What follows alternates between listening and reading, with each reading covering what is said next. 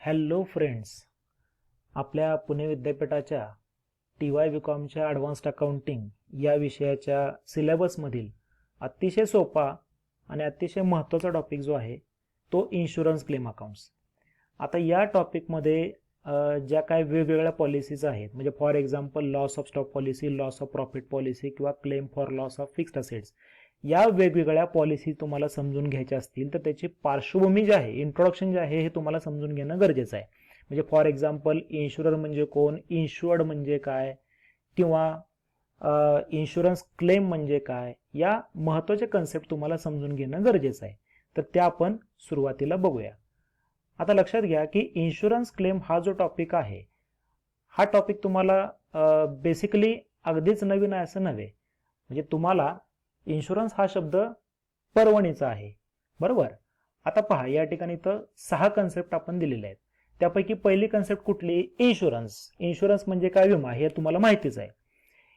तर याचा actually conceptual meaning याचं काय किंवा याचा खरा अर्थ काय आपल्या टॉपिकसाठी? तर insurance is a contract represented by a policy. Insurance काय आहे? कॉन्ट्रॅक्ट आहे, तो करार आहे. रिप्रेझेंटेड बाय अ पॉलिसी, या करारासाठी एक पॉलिसी घेतली जाते, बरोबर.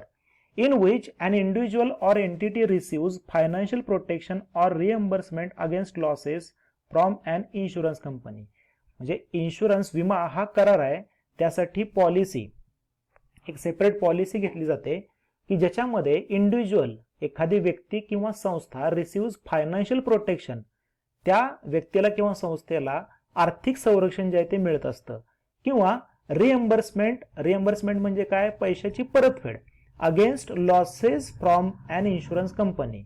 म्हणजे जर एखाद्या व्यक्तीला किंवा एखाद्या संस्थेला जर कुठल्याही प्रकारे नुकसान झालं की जे नुकसान त्या विम्याच्या पॉलिसीमध्ये इन्क्लूड आहे, तर त्या नुकसानीसाठी विमा कंपनीकडून त्या व्यक्तीला किंवा संस्थेला आर्थिक संरक्षण किंवा पैशाची परतफेड मिळते. थोडक्यात एखाद्या विशिष्ट घटनेबद्दल व्यक्तीला किंवा संस्थेला जी नुकसान भरपाई किंवा जी पैशाची परतफेड मिळते त्याला आपण इन्शुरन्स असं म्हणतो. दुसरी कन्सेप्ट आहे इन्शुरन्स क्लेम, म्हणजे विम्याचा दावे हक्क आपण त्याला म्हणतो. त्याचा अर्थ काय? An insurance claim is a formal request by a policy holder to an insurance company for coverage or compensation for a covered loss or policy event. म्हणजे काय की एखाद्या विशिष्ट घटनेबद्दल किंवा एखाद्या विशिष्ट नुकसानीबद्दल जेव्हा ती पॉलिसी घेणारी व्यक्ती, त्याला आपण पॉलिसी होल्डर असं म्हणतो, विमा घेणारी व्यक्ती किंवा संस्था विमा कंपनीकडे त्याबद्दल रिक्वेस्ट करते, फॉर्मल रिक्वेस्ट करते किंवा विनंती वजा अर्ज करते, त्याला आपण इन्शुरन्स क्लेम असं म्हणतो. थोडक्यात एक विशिष्ट नुकसान झालं किंवा त्या व्यक्तीला एखादी नुकसानीची घटना सहन करावी लागली किंवा एखादा विशिष्ट प्रसंग जो आहे तो प्रसंग त्या व्यक्तीच्या त्या पॉलिसीमध्ये जो इन्क्लूड आहे तो जर घडला, तर त्यासाठी ती व्यक्ती विमा कंपनीकडे दावा दाखल करत असते.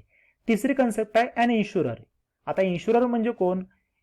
Insurer is a party that issues the insurance policies, for example companies such as LIC, GIC etcetera. म्हणजे जी पार्टी किंवा जो पक्ष इन्शुरन्स देतो त्याला आपण इन्शुरर असं म्हणतो. थोडक्यात विमा देणारी कंपनी म्हणजे काय? इन्शुरर. म्हणजे फॉर एक्झाम्पल LIC म्हणजे काय? लाईफ इन्शुरन्स कॉर्पोरेशन, किंवा GIC म्हणजे काय? General insurance corporation. विमा देणारी कंपनी म्हणजे इन्शुरर. पुढची कन्सेप्ट आहे ती म्हणजे अन इन्शुअर्ड. इन्शुअर्ड म्हणजे कोण? An insured is the policy holder or party who purchase the policy from an insurer. जी व्यक्ती किंवा जो पक्ष विमा कंपनीकडून विमा घेतो त्याला आपण इन्शुअर्ड असं म्हणतो. थोडक्यात इन्शुरर म्हणजे विमा कंपनी, विमा देणारी कंपनी, आणि इन्शुअर्ड म्हणजे विमा घेणारी व्यक्ती किंवा संस्था. पुढची concept reasons of abnormal losses by business. म्हणजे व्यवसायाला कुठल्या ॲबनॉर्मल, म्हणजे जे अनपेक्षित जे काय लॉसेस आहेत, अनपेक्षित जे काय नुकसान आहे ते नुकसान सहन करावं लागतं की जे नॉर्मल कंडिशनमध्ये होत नाही. असे नुकसान कुठले होत असतं किंवा कुठल्या कारणामुळे होत असतं?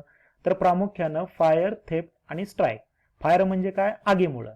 थेफ्ट म्हणजे काय? चोरी. आणि स्ट्राईक म्हणजे काय? संप. कामगारांनी जर संप केला तर व्यवसायाचं जे काय प्रोडक्शन आहे ते प्रोडक्शन थांबतं आणि त्यामुळे त्या व्यवसायाला लॉस सहन करावा लागू शकतो. तर अशा या प्रामुख्याने 3 कारणांमुळे नुकसान सहन करावं लागतं. पण त्यापैकी सगळ्यात महत्त्वाचं कारण जे आहे ते कुठलं?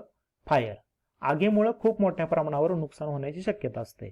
आणि बेसिकली कंपन्या ज्या आहेत किंवा व्यावसायिक संघटना ज्या आहेत त्या आगी विरुद्ध नुकसान भरपाई मिळण्यासाठी विमा घेत असतात. त्याला आपण फायर इन्शुरन्स असं म्हणतो. आणि हाच तुम्हाला या टॉपिकमध्ये पाहायचा आहे. शेवटची कन्सेप्ट इन्शुरन्स प्रीमियम. आता तुम्हाला माहिती आहे बघा की विमा कंपनी जी आहे ती विमा देते एखाद्या व्यक्तीला किंवा संस्थेला, पण त्यासाठी त्या विमा घेणाऱ्या व्यक्तीला किंवा संस्थेला इन्शुरन्स प्रीमियम द्यावा लागतो. इन्शुरन्स प्रीमियम म्हणजे काय? विम्याचा हप्ता. These losses are recovered through insurance, so business has to pay their insurance premium at regular intervals. या नुकसानीसाठी विमा कंपनीकडून जो काय विमा मिळत असतो व्यवसायाला, त्या विम्यासाठी त्या व्यवसायाला विमा हप्ता द्यावा लागतो. म्हणजे विमा घेण्यासाठी विमा हप्ता द्यावा लागतो. या महत्त्वाच्या कन्सेप्ट्स आहेत, तुम्हाला या समजल्या असतील. Next, types of insurance.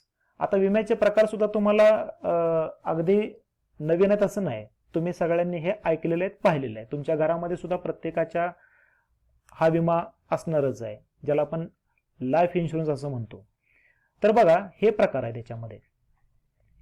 त्यापैकी सगळ्यात महत्त्वाचा आणि पॉप्युलर प्रकार कुठला? तर life insurance or personal insurance. म्हणजे व्यक्तीच्या आयुष्यावर, व्यक्तीच्या जीवनावर जो काही विमा काढलेला असतो त्याला आपण लाईफ इन्शुरन्स असं म्हणतो. आणि बाकीचे या ठिकाणी तुम्हाला हे सगळे जे प्रकार दिसत आहेत, म्हणजे फॉर एक्झाम्पल प्रॉपर्टी इन्शुरन्स, व्यक्तीच्या प्रॉपर्टीवर इन्शुरन्स काढला जातो.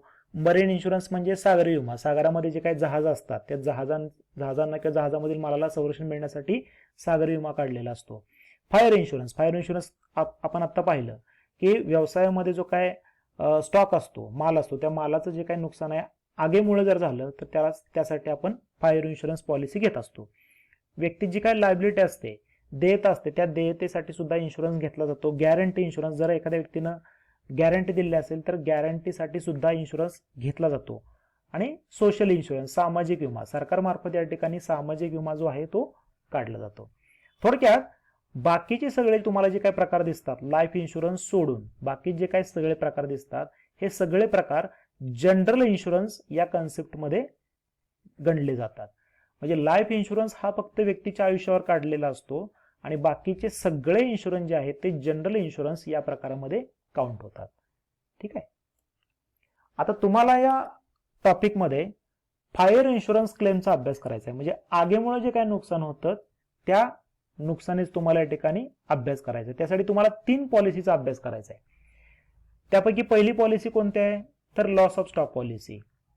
मगाशी मी सांगितलं की व्यवसायाला प्रामुख्यानं आगीमुळं मोठ्या प्रमाणावर नुकसान होण्याची शक्यता असते. गोडाऊनमध्ये जो काही माल असतो त्या मालाचं आगीमुळे नुकसान होतं, तर हे नुकसान भरून काढण्यासाठी लॉस ऑफ स्टॉक पॉलिसी घेतली जाते. दुसरा प्रकार आहे loss of profit or consequential loss policy. Loss of profit म्हणजे काय? तर आपल्याला माहिती आहे बघा की स्टॉक जर जळाला तर फक्त स्टॉकचंच नुकसान होतं असं आहे का? सांगा. नाही. तर स्टॉक जळाल्यामुळं बाकीचं सुद्धा नुकसान होतं. म्हणजे कसं? फॉर एक्झाम्पल बघा की स्टॉक जळाल्यामुळं प्रोडक्शन थांबतं, बरोबर. पण प्रोडक्शन जर थांबलं तर तुम्हाला बाकीचे खर्च देखील करावेच लागतात. काही खर्च असे असतात की जे आपण टाळू शकत नाही, त्याला आपण फिक्स्ड एक्सपेन्सेस असं म्हणतो, ते आपण टाळू शकत नाही. म्हणजे फॉर एक्झाम्पल ज्या गोडाऊनमध्ये तो माल आहे त्या गोडाऊनचं रेंट तुम्हाला द्यावं लागतं. काही कर्मचारी असे असतात की ज्या कर्मचाऱ्यांना तुम्हाला सॅलरी किंवा पगार द्यावाच लागतो. म्हणजे फॉर एक्झाम्पल जनरल मॅनेजर असेल एखाद्या कंपनीचा तर त्याला पगार द्यावाच लागतो. त्या गोडाऊनचं लाईट बिल तुम्हाला द्यावं लागतं किंवा काही खर्च डेप्रिसिएशन आपण थांबवू शकत नाही. तर हे जे सगळे खर्च आहेत हे खर्च टाळता न येणारे असतात. म्हणजे स्टॉक जळाला तरी बाकीचे खर्च आपण टाळू शकत नाही आणि हे खर्च करावे लागल्यामुळं म्हणजे खर्च तुमचे एका बाजूला वाढतातच, ते करावेच लागतात आणि प्रोडक्शन मात्र तुमचं थांबलेलं असतं किंवा तुमचं स्टॉक जळाल्यामुळं तुमचं जे काही सेल आहे तो थांबलेला असतो, त्यामुळे तुमचा प्रॉफिट कमी होतो. त्यामुळं या प्रॉफिटच्या नुकसानीसाठी सुद्धा तुम्ही लॉस ऑफ प्रॉफिट पॉलिसी घेत असता किंवा त्याला आपण कॉन्सिक्वेन्शियल असं म्हणतो. कॉन्सिक्वेन्शियल म्हणजे परिणामात्मक. परिणाम कशात झालेला आहे? स्टॉकचं नुकसान झाल्यामुळे तुमच्या प्रॉफिटवर परिणाम झालेला आहे आणि म्हणून लॉस ऑफ प्रॉफिट पॉलिसी घेतली जाते. आणि शेवटचा तुम्हाला प्रकार अभ्यासायचा तो म्हणजे claim for loss of fixed assets. Claim for loss of fixed assets म्हणजे काय, की तुमच्या बिझनेसमध्ये ज्या काय फिक्स्ड असेट्स असतात, for example land, building, plant, machinery, furniture यासारख्या फिक्स्ड असेट्सचं जर काय नुकसान झालं तर त्यासाठी ही claim for loss of fixed assets policy घेतली जाते. तर अशा बेसिकली तुम्हाला 3 पॉलिसीचा अभ्यास करायचा असतो. आपल्या परीक्षेमध्ये लॉस ऑफ स्टॉक पॉलिसी आणि लॉस ऑफ प्रॉफिट पॉलिसी या 2 टॉपिकवर प्रॉब्लेम विचारलेले असतात आणि तिसरी जी पॉलिसी आहे claim for loss of fixed assets याच्यावर थिअरी विचारली जाते. तर ही जी काही बेसिक थिअरी आहे ही थिअरी तुम्हाला पुढचा जो भाग आहे म्हणजे लॉस ऑफ स्टॉक पॉलिसी किंवा लॉस ऑफ प्रॉफिट पॉलिसी ही समजून घेण्यासाठी तुम्हाला ही बेसिक थिअरी समजणं आवश्यक होतं. धन्यवाद.